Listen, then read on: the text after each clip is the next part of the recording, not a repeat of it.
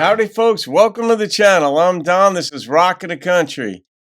I've got a gift request from none other than Renee Mooberry, RM, and her prescription, not RN, but RM, her prescription today, her gift request is for LeAnn Rhymes, How Much a Heart Can Hold. And so firstly, thank you for the gift and the request, Renee. And you said LeAnn wrote this for Eddie Cibrian on their wedding day in 2011.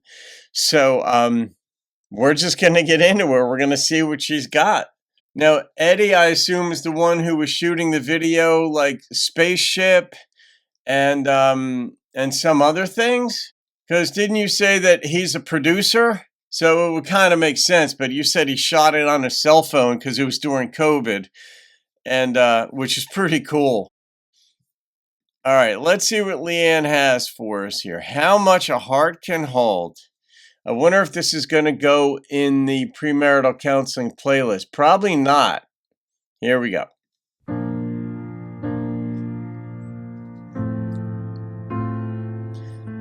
Piano poignant.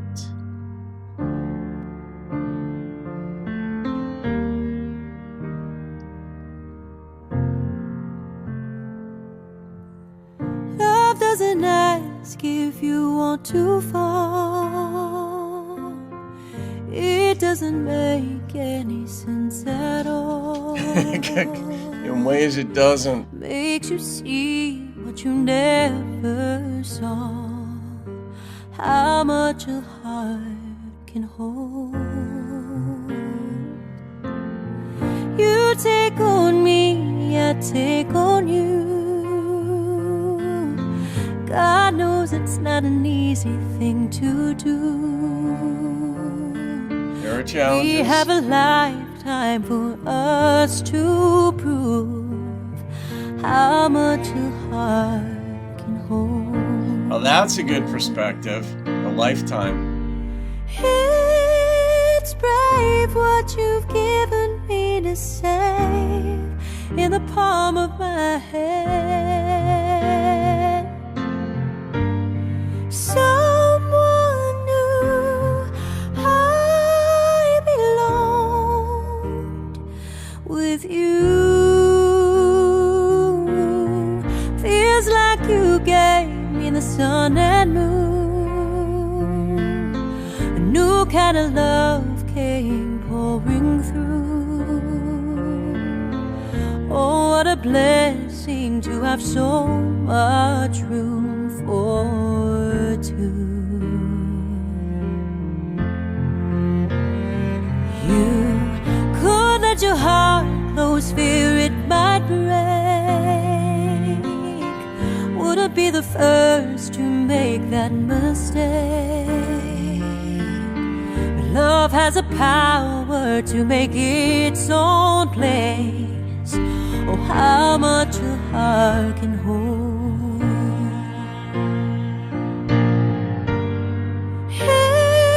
It's brave what you've given me to save in the palm of my hand. Someone knew I belonged with you.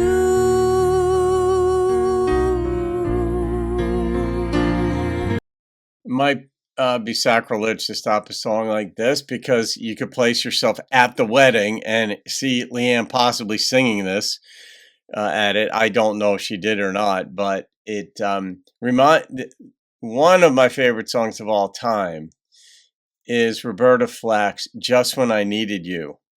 And it's off of the Bustin' Loose soundtrack. It's almost impossible to find. But God, did I react to that? I don't think so. But I'm going to do a special video in which people put their wedding songs in there and wedding song suggestions, because somebody that I'm in touch with, and she's recently engaged, right? And she's on the channel, right? And I'm not going to say who it is. She can say who it is, but she recently got engaged and she was wondering if I had any wedding song suggestions for her. And That would be my one. That's one of the most gorgeous ones. Joe Cocker's Up Where We Belong, or You Are So Beautiful to Me. But Roberta Flack's song, Just When I Needed You, beyond belief. But I'm going to do a special video just for wedding song suggestions that you guys could tell us what it is. But this song reminds me a little bit of that one by Roberta Flack.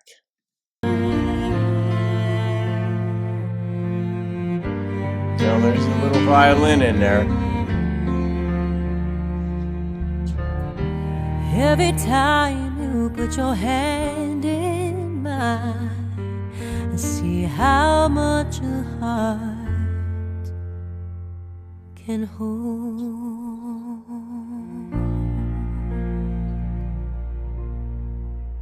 Oh, it's over. Yeah. Okay.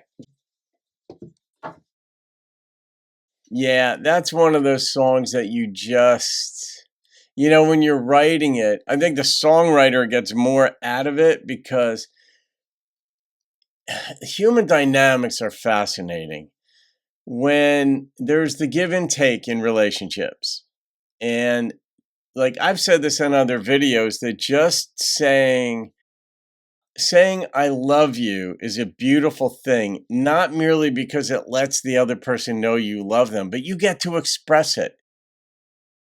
And having somebody to give to in life, not just verbally and emotionally, but I mean, it could be financially, it certainly could be your time, all of these things. It just feels good to that's what we call a home in many ways, not the physical structure of a house, but like Billy Joel saying, home could be the Pennsylvania Turnpike, Indiana's early morning dew, blah, blah, blah, blah. Home is just another word for you.